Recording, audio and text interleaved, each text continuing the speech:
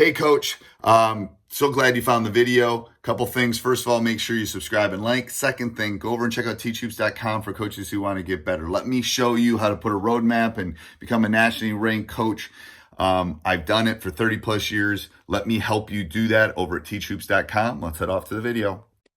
Hey, everybody. Coach Wheeler has hijacked my podcast, and I'm probably fishing, and my YouTube channel to kind of share with you guys some things about the Princeton offense. I think he's one of the best teachers out there.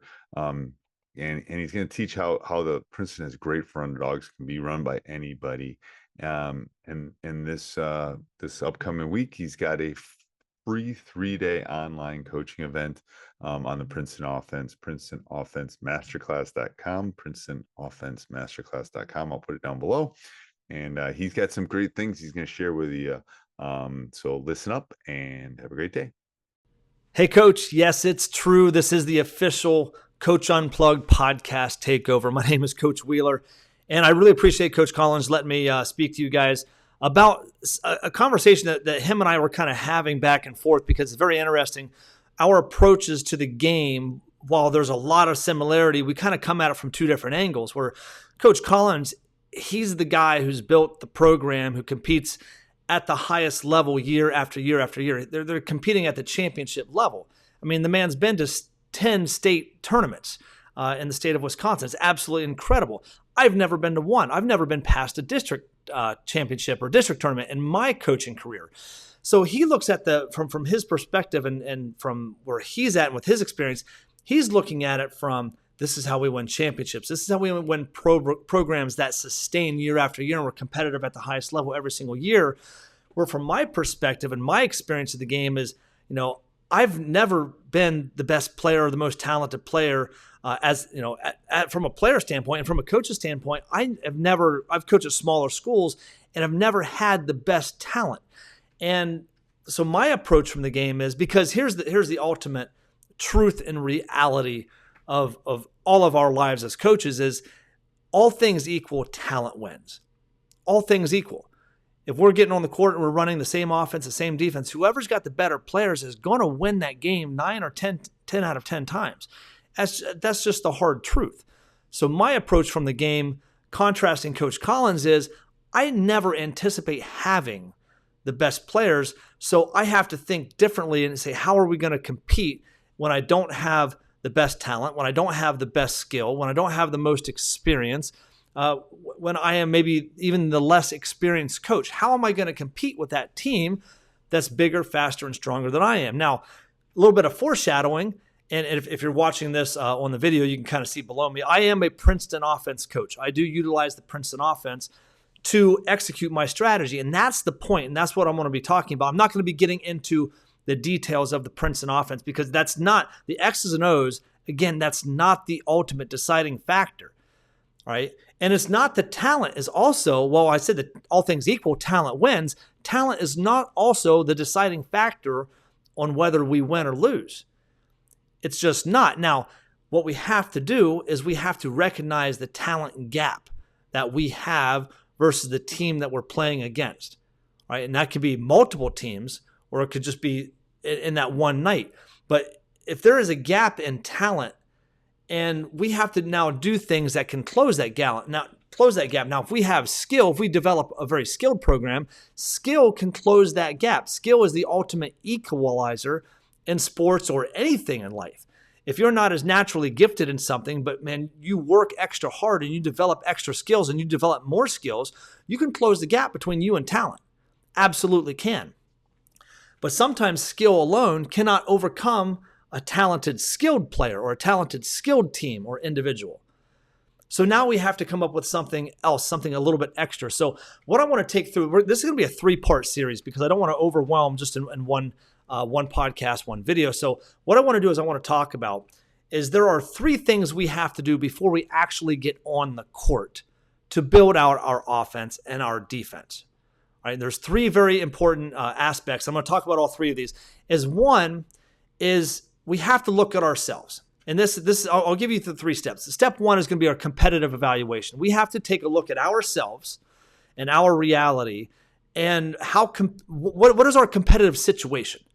How good are we and how good are the opponents that we're playing? That's the first thing we're going to look at. The second thing we'll look at after we have that down cold, once we understand that situation, is we're going to look at what strategy do we need to implement to compete against the best teams on our schedule. Because in my mind, I want to say I don't want to figure out how to beat the teams that I'm already better than. I don't want to find a way to beat the teams that are similar in talent. I want to figure out how to beat the teams who are better than us, who has more talent, more skill, more experience. How do I compete with that team? And if I can find out a strategy to beat with that team, I can compete with anybody. All right. And then once we figure out the strategy, then we will graduate and move on to, okay, what offense and what defense are we going to use to implement that strategy? This is our tactical planning. All right. Because strategy and tactics are two different things. Some coaches will say, hey, we're going to run the dribble drive offense, and that's our strategy.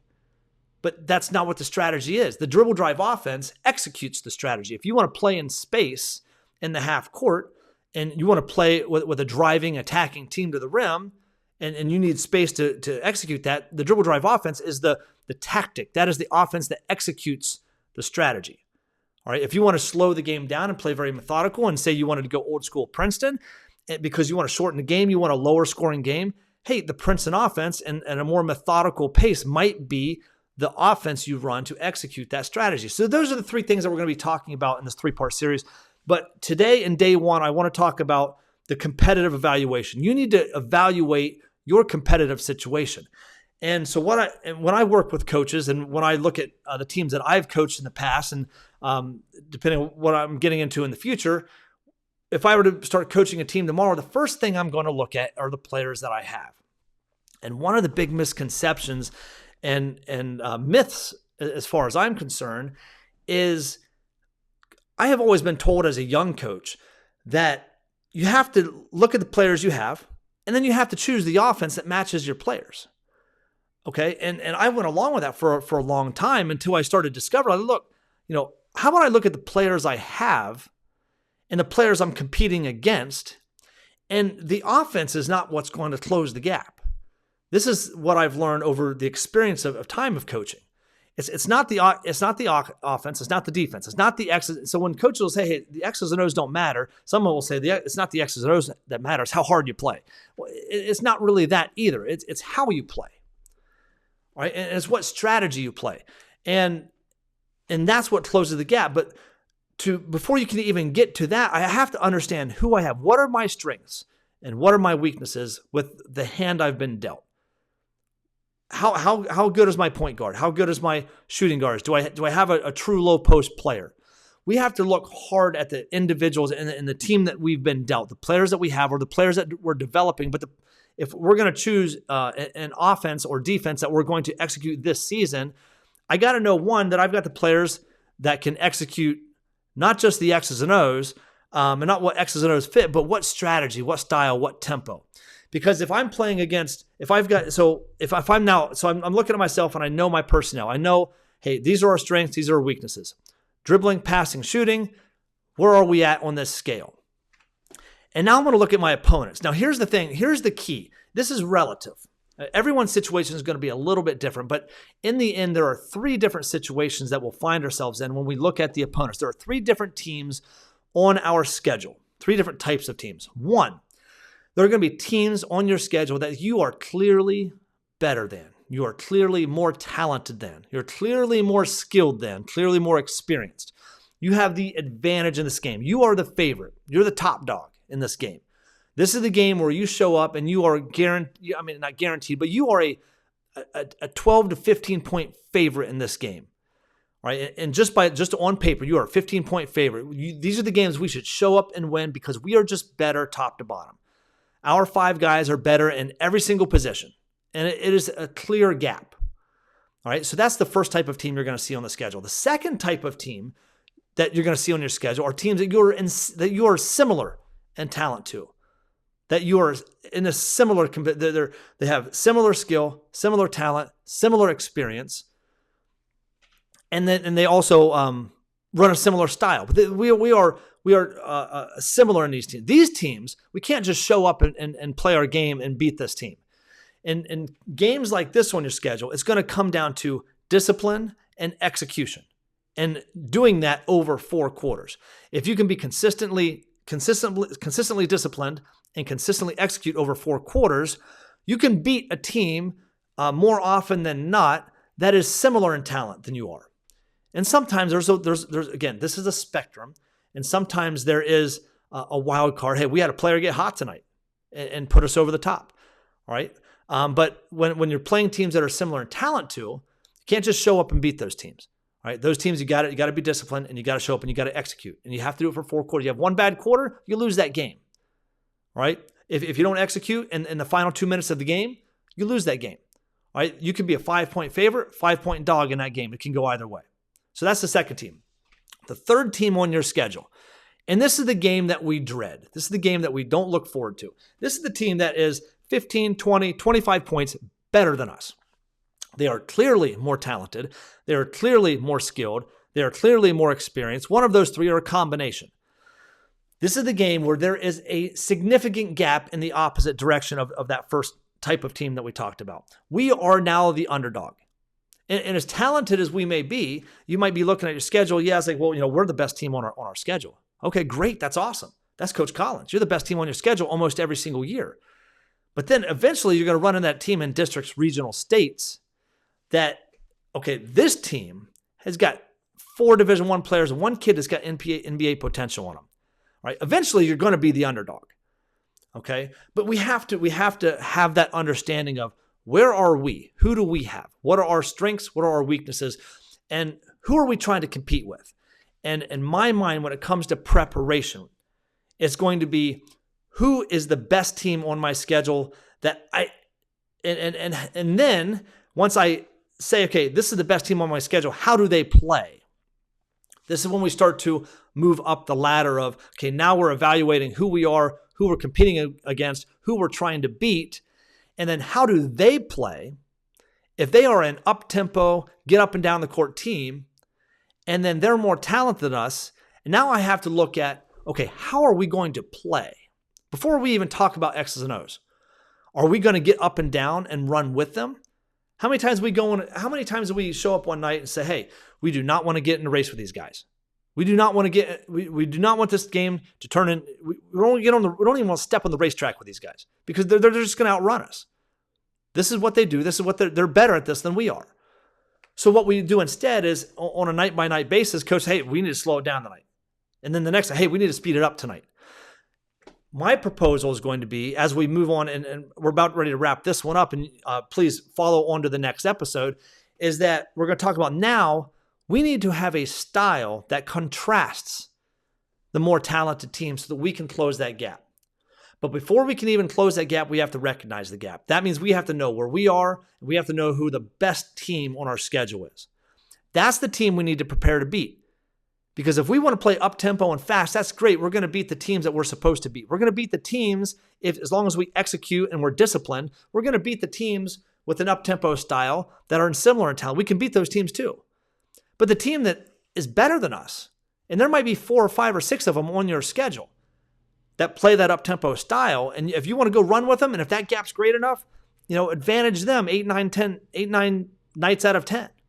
Advantage are going to be to them. So now we have to start thinking, what style can we play that can contrast their style that we can close this gap? They want to play really fast. They're good at that. What if we play really slow? All right. And I know I use that analogy, but what happens if they're really skilled and talented and we're not very skilled, or I'm saying maybe they're really talented, but not very skilled, but we're not nearly as talented. We've got a little bit of skill, but maybe not as much as them. Maybe we need to speed the game up with trapping and pressing. And maybe that's how, maybe they run a slower style game because they're disciplined and skilled. And maybe we need to speed the game up. Maybe we're talented and not skilled. We need to speed the game up so that we can compete with that team that's better than us. Okay, that's the direction that we're going. And that's what we're going to talk about in the next video. And if you are interested, if you are a Princeton offense coach, and again, you should apply this to anything that you do, any offense, any defense that you run. But if you are a Princeton offense coach, I am doing a free 3-day masterclass. It's a free 3-day event. And this isn't just like half hour each day. This is like a deep dive into the Princeton offense, breaking down all of these 3 concepts of evaluating, doing a competitive evaluation, breaking down your strategy, and then getting into the tactics and the X's and O's and everything that the Princeton offense offers. And again, the X's and O's, that's always the sexy thing. But again, getting the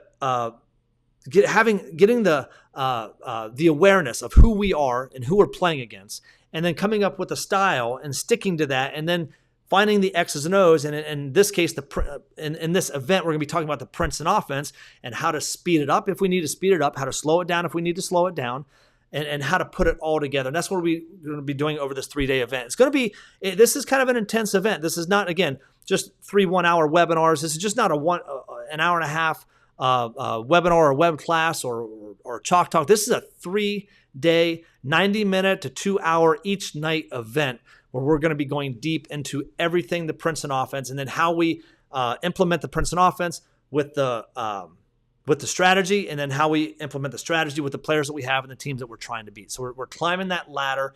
And if you want to, if you are interested in checking that out, you go to PrincetonOffenseMasterclass.com. Again, you sign up absolutely free to this 3 free-day event. It is actually, if you're listening to this live, we're going to be doing the event live Monday, August 5th, 6th, and 7th. So it's just around the corner.